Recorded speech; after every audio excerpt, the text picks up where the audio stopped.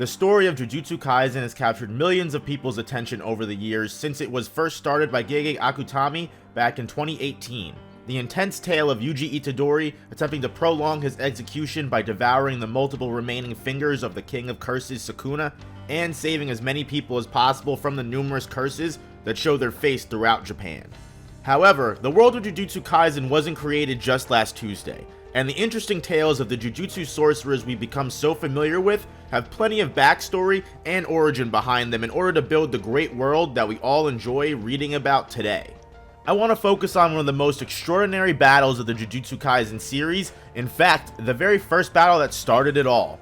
Two major players in the game that only really start to show their significance in the main story later on, well past where the anime adaptation left off. At least until now. Yuta Okkotsu and Suguru Geto, two of the only 4 special grade sorcerers in existence, in my opinion, have one of the best fights in the entire series so far. And with the movie coming soon, I felt it was only right to focus in on this battle and dissect it completely for your viewing pleasure. I'm going to discuss what for a lot of people was an introduction to what was possible with a battle between 2 full-fledged sorcerers. And just the fact that it involves 2 of the strongest sorcerers that we've ever seen in the series, there's definitely a lot to go over. We're gonna go ahead and start with Yuta.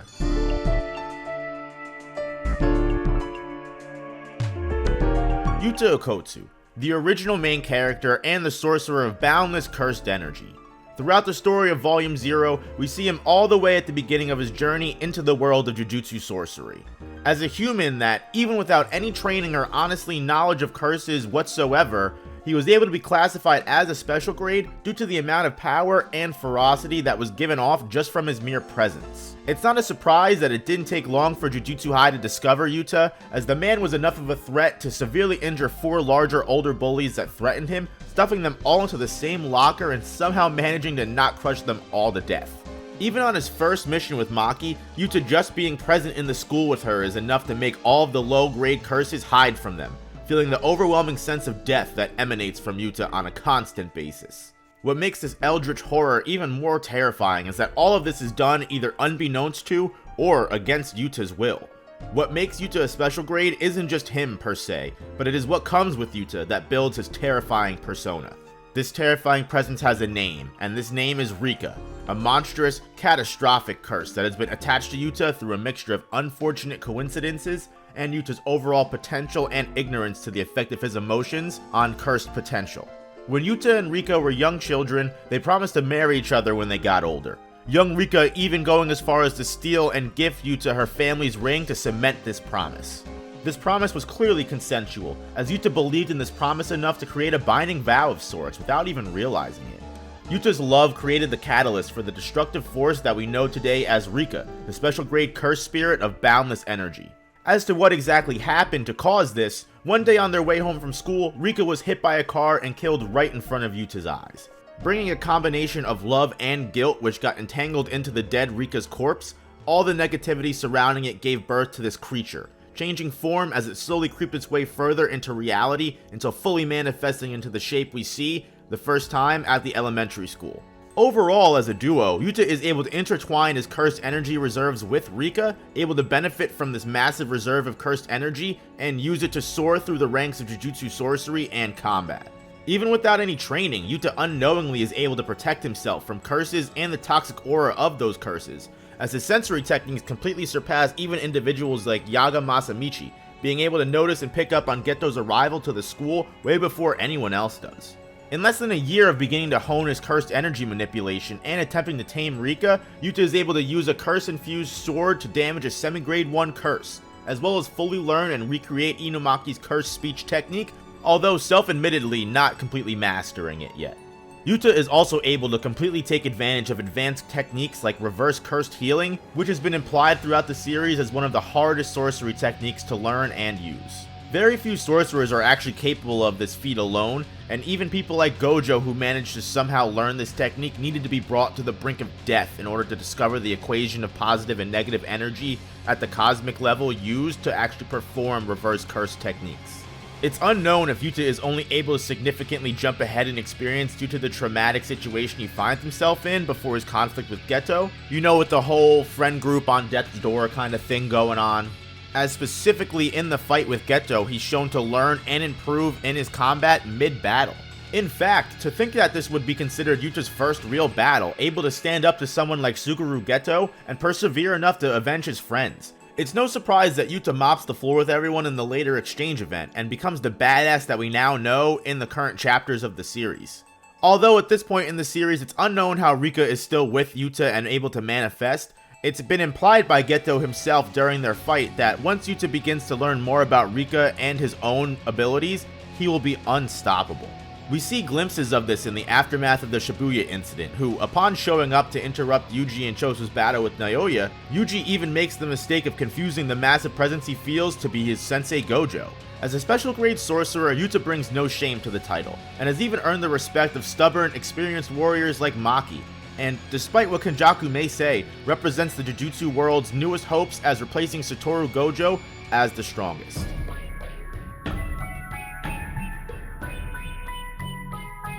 On the other hand, Suguru Geto represents the entire opposite side of Jujutsu society. Since his departure from the school, Geto has managed to create a new family of curse users, and they probably represent a much stronger faction in the world of curse users, I would imagine. A special grade sorcerer as well, Suguru Geto is the owner of the renowned curse manipulation curse technique, which allows him to transform the curse spirits he defeats into condensed energy, being able to devour that curse and then remanifest it later as an ally in battle.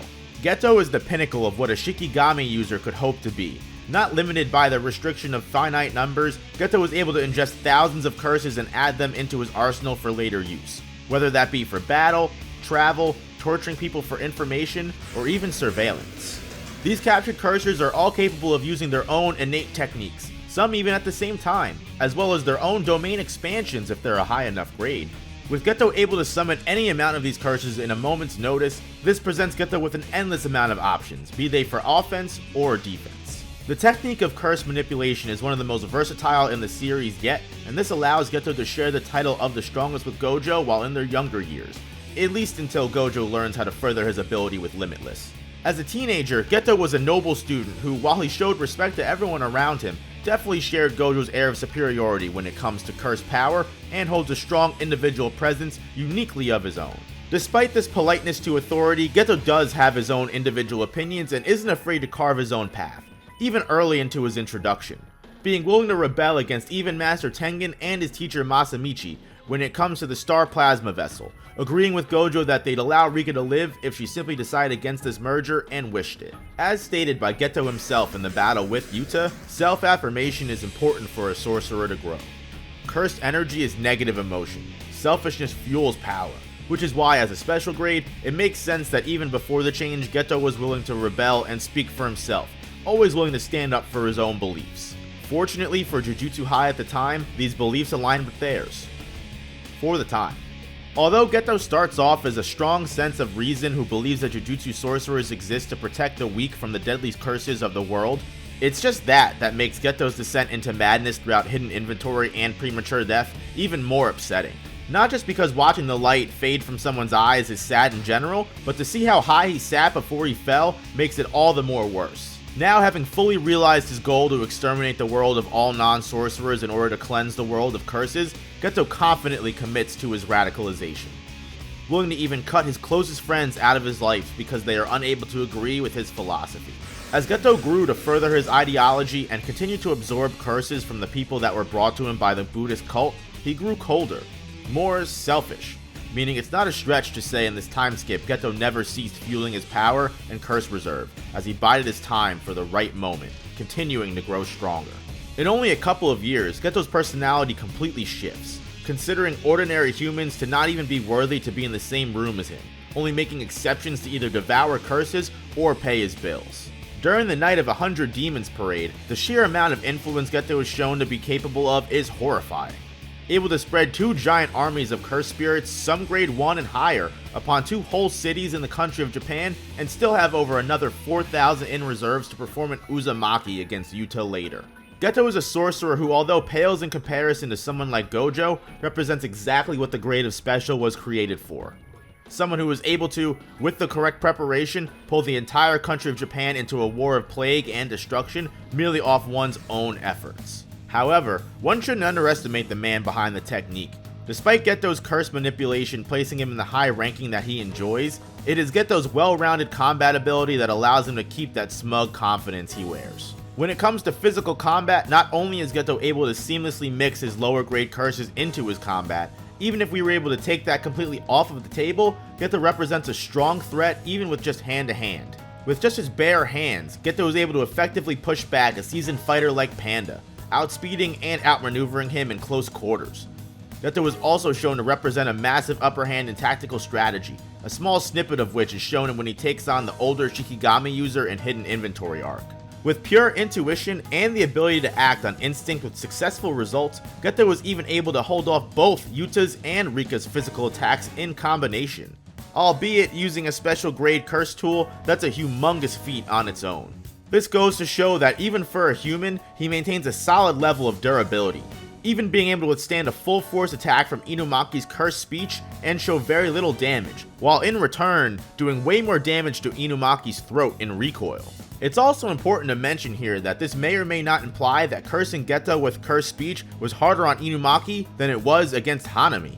Overall, as a sorcerer, Geto truly meets the definition of a one-man army. The Fallen Special Grade represents such a large set of Jujutsu Society on his own that is able to amass a confrontation with all of Jujutsu Society just on his own merit and accord alone. In efforts to create a new world, a utopia for those blessed with cursed energy, Geto was willing to sacrifice it all, even his own life, to achieve his goals. But, ironically enough, the one thing that never changed in Geto is his love for sorcerers and the relationships that he creates and others create between sorcerers. This is why at the end of the night, no matter the amount of chaos caused and despite the amount of people dragged into this mess, the only person who doesn't leave with their life is Geto.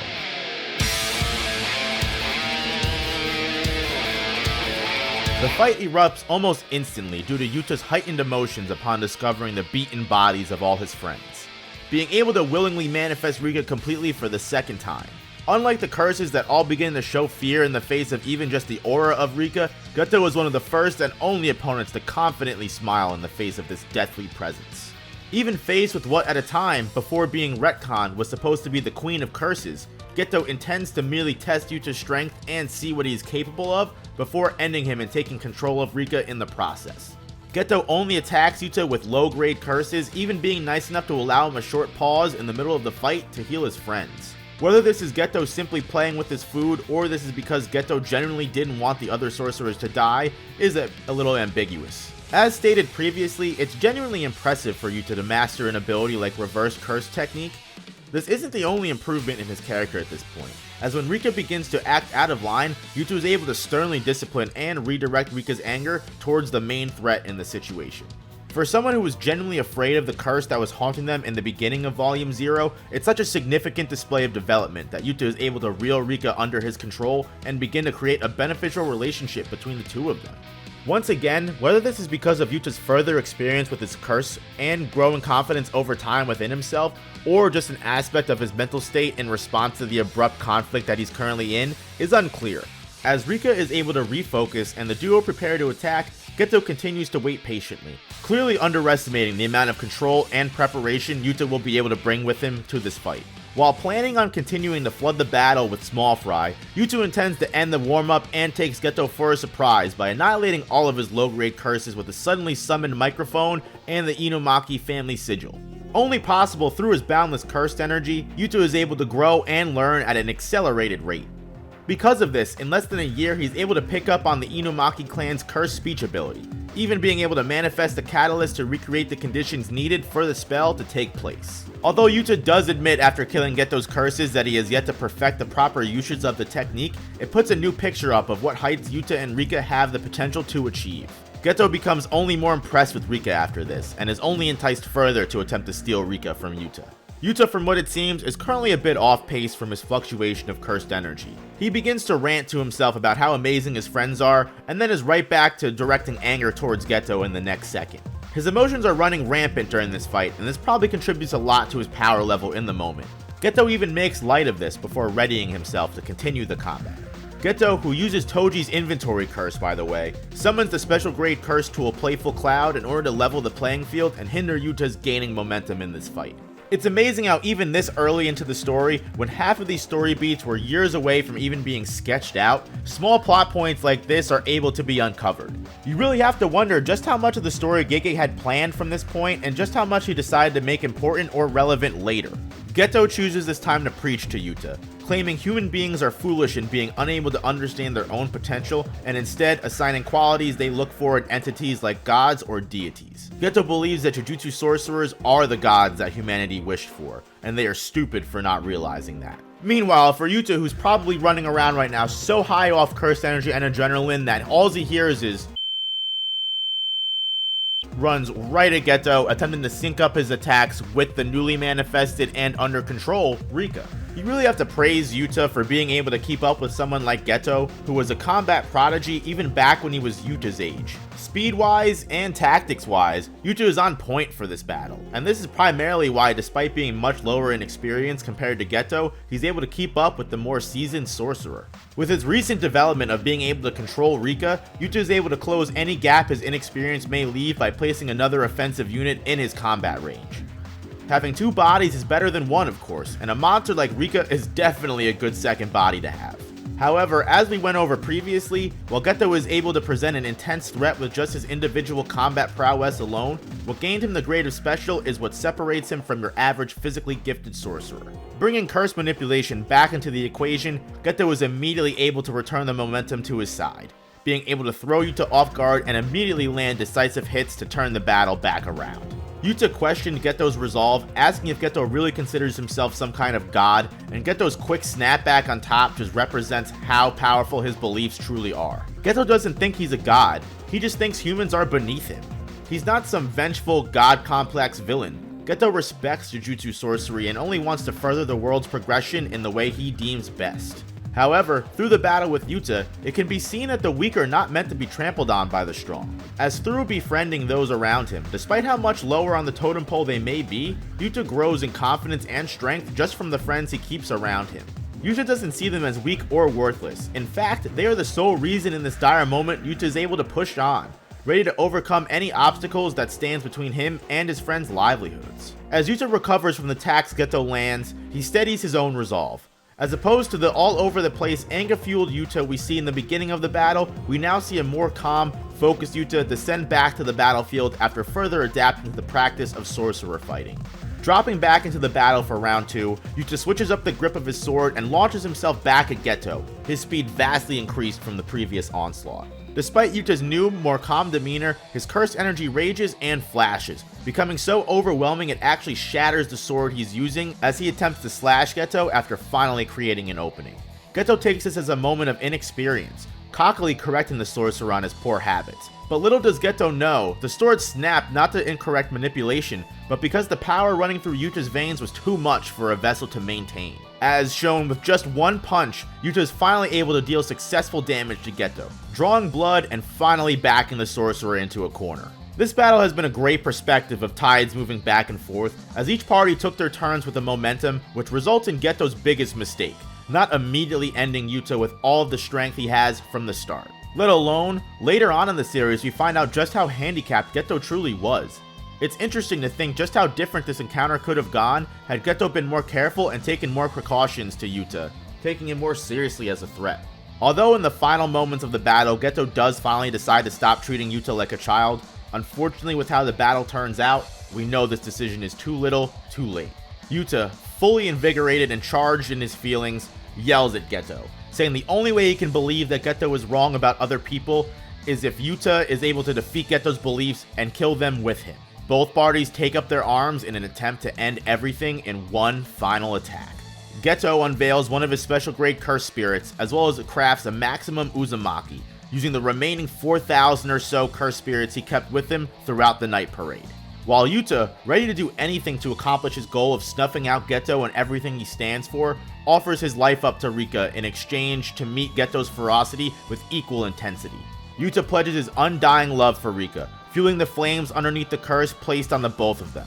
A curse formed from the love and promise formed between these two children. Yuta doubles down on this curse created out of love and promises to give himself to Rika entirely, if she is willing to give all of her strength and power to create an attack strong enough to defeat Geto.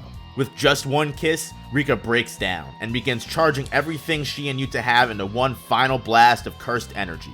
As Geto scoffs at the stakes that Yuta is willing to raise, he can only curse Yuta and call him a womanizer as he prepares maximum Uzumaki for the clash. Both fighters fire absolutely everything they have left at each other. Yuta confiding in what he calls the pure love he and Rika share, throwing all of their life force and energy at Geto, who is fueled by his own radicalized beliefs and self-affirmed justice system.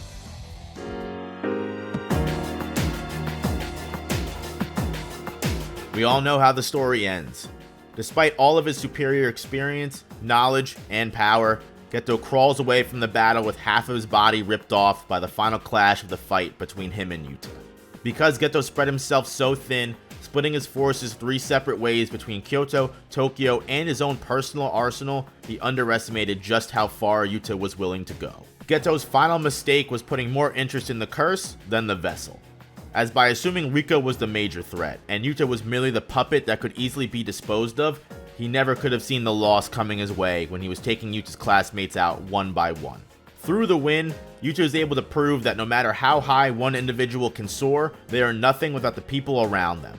There's nothing wrong with the weak coming together to form the strong, as much more can be accomplished in numbers. It was Geto's overconfidence in himself and his want to keep his family members out of the major danger that was, overall, his downfall. Perhaps if Geto let his family closer and trusted them to take more part in his plan, he wouldn't have went to fight Yuta all by himself. Geto might not have split his forces in so many different places, resulting in him lowering his overall power. Yuta, as a special grade sorcerer of the newer generation, represents how much the times are changing when it comes to Jujutsu sorcery. The dynamics of power in the Jujutsu world are starting to be shifted by pillars of strength that create shockwaves throughout society. Yuta is one of those pillars. The difference between him and Geto is this: while Geto was willing to sacrifice himself for his own beliefs, Yuta is willing to sacrifice himself for others. And when it comes to the power of pure love, well, love is the strongest curse of all. In spite of all selfish desires and superior powers, those who are willing to fight in the name of friendship and unity always come out on top.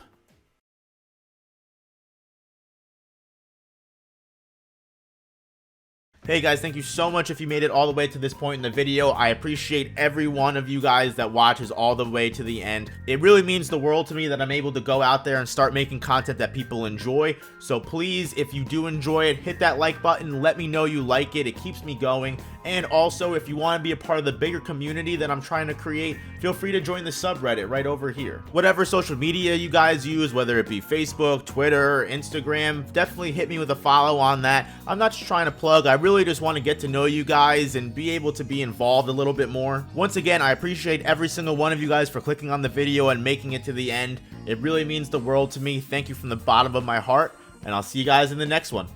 Later.